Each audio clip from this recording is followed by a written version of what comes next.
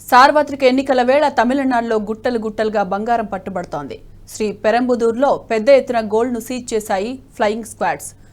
కుండ్రత్తూరు రహదారిలో సోదాలు నిర్వహిస్తుండగా ఓ లారీలో 1025 కిలోలు, మరో వాహనంలో 400 కిలోల పసిడిని గుర్తించారు అధికారులు. వీటి మొత్తం విలువ 900 కోట్లు ఉంటుందంటున్నారు. దీన్ని చెన్నై ఎయిర్పోర్ట్ నుంచి మన్నూరుకు తరలిస్తుండగా పట్టుకున్నట్లు చెప్పారు. 400 కిలోలకు ఆధారాలు ఉన్నాయని, మిగిలిన దానికి లేనట్లేనని తెలిపారు.